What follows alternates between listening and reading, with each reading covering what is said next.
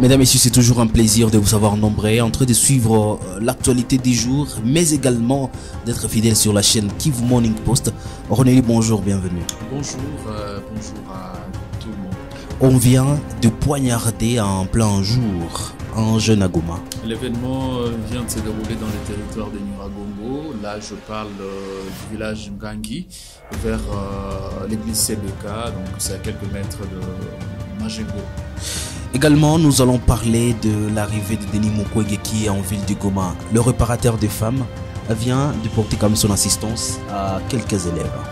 Le prix Nobel 2018 continue toujours à faire preuve d'une humanité incomparable. Et aujourd'hui, c'était les enfants déplacés, les femmes, de pouvoir témoigner de cette bienfaisance de Mukwege. Le commandant de l'EAC vient de claquer la porte. Jeff Nyanga, lorsqu'il est arrivé au Nord Kivu, il était sur ses assurances. Malheureusement, il a fallu juste quelques mois pour que ces derniers rendent l'établi. Voilà tout pour les sommaires de l'actualité du jour. Mesdames, messieurs, vous êtes nouveaux sur la chaîne, n'oubliez pas surtout de vous abonner et on se retrouve dans la deuxième partie.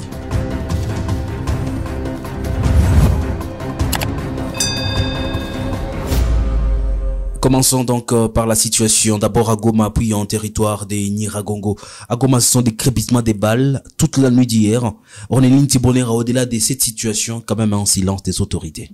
Comme venait de le dire Hubert Furuguta, qui est un élu national, originaire de Goma, petit à petit, les autorités sembleraient être impuissantes de maîtriser la question sécuritaire au niveau de Goma. Pas plus tard qu'hier soir, c'était, comme aime bien le dire Eringorora, un concert de balles dans la ville de Goma, que ce soit au niveau du quartier Keshero, en allant à Ndosho, en quittant Ndosho, vers des entités un peu plus éloignées, c'était carrément le crépitement des balles.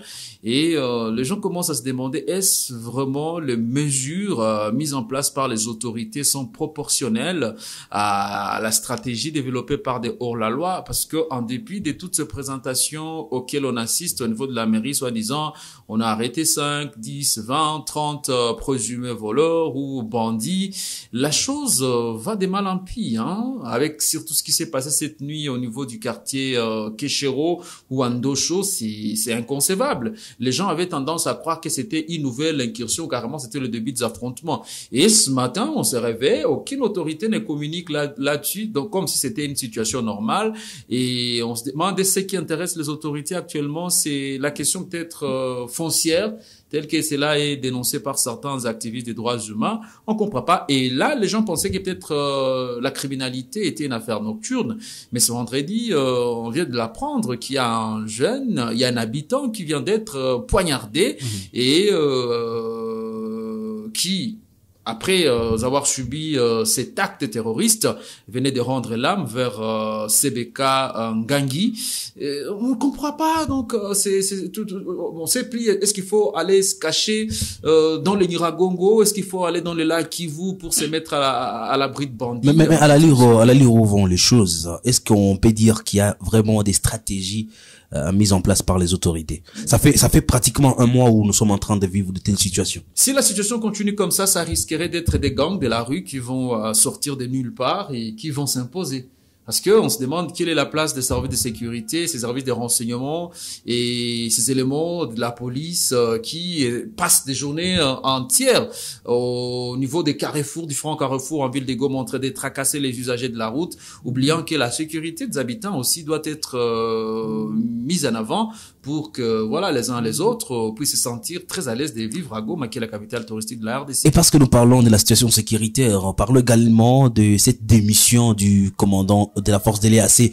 L'opportunité de cette démission, qu'est-ce qu'on peut comprendre par rapport à ça? C'est la complexité même du problème sécuritaire au niveau de la région, parce que aujourd'hui, il y a ce qu'on appelle une cacophonie, hein, bien que l'on a les forces armées de la République démocratique du Congo qui sont habilitées à défendre le territoire national. Il y a également cette aventure avec tout ce qui est comme loi, tout ce qui est comme privilège accordé à ces compatriotes qui font bien leur travail, qui ont défendu la nation. Au-delà de ces compatriotes qui sont entrés dans cette danse, pour lutter contre cette agression dont la RDC est victime de la part de ses voisins. Il y a ces mercenaires également qui sont arrivés. Au-delà de ces mercenaires, il y a les forces de l'EAC qui sont arrivées. Quelque part, c'est du désordre, en fait. Parce que vous vous dites, s'il faut coordonner les opérations, on commencera par où et on finira à quel point. Parce que d'un côté, on a l'EAC. Au départ, on pensait que c'était une force qui venait pour aider la RDC à chasser les M23. Les éléments sont arrivés, déployés dans les zones, au lieu que la véritable zone tampon soit une réalité. Au contraire, il y a une cohabitation entre ces forces qui, au départ, on pensait que ça pouvait aider la RDC à retrouver une certaine stabilité. Les Ouazalendou, ce sont des jeunes compatriotes, des jeunes nationalistes, mais qui ne sont pas contrôlés. Parce que quand vous posez la question aux militaires FARDC, récemment, on a posé cette question au porte-parole de FARDC, le porte-parole des opérations Sokola 1, je crois, Njike, qui disait, écoutez, ces gens sont des compatriotes qui ont accepté de défendre leur pays, mais qui ne sont pas gérés par les FARDC. Donc, vous avez également ces militaires, on ne sait pas, ces risques de Bosnie, les experts, les experts, on ne sait pas pour qui ils travaillent, pour qui ils rendent compte. Avec quel mandat? Et voilà, donc, avec cette émission de Jeff Nyanga, carrément, se retrouve dans une difficulté extrême. D'un côté, il y a la population congolaise qui veut à tout prix que l'EAC soit fonctionnelle, qu'elle apporte des résultats, peut-être selon l'agenda des dirigeants de la région de l'EAC, et aussi veulent peut-être voir le maintien de la zone Tampo, où ils veulent que les troupes déployées puissent quand même comprendre le contexte dans les régions où elles ont été déployés. Donc, il y a carrément du n'importe quoi. Et tout ce qui a été avancé aujourd'hui par Nyanga, soit disant, écoutez, il y a des mercenaires qui voulaient me tuer, il y a des drones qui survolaient ma maison, autre chose.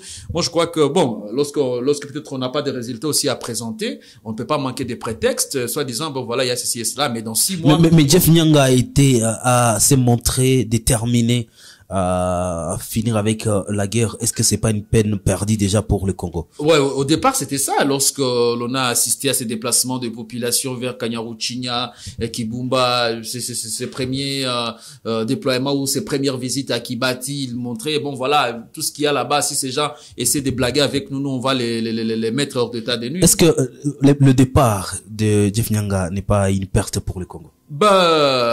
Si on parle d'une perte, ça sera en fonction des résultats. Quels sont les résultats parce qu'aujourd'hui, on vous parle de ces rebelles du 23 qui ont regagné leurs anciennes positions.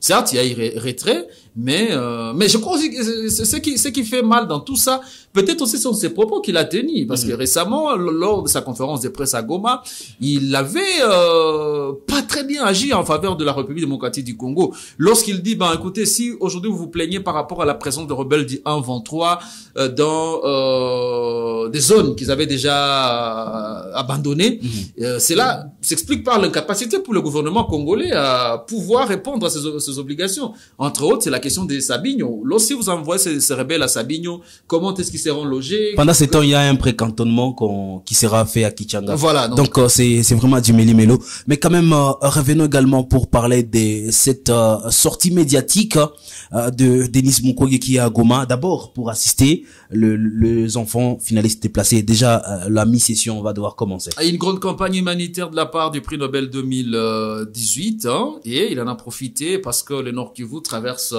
une période toute particulière avec autant de déplacements massifs des populations.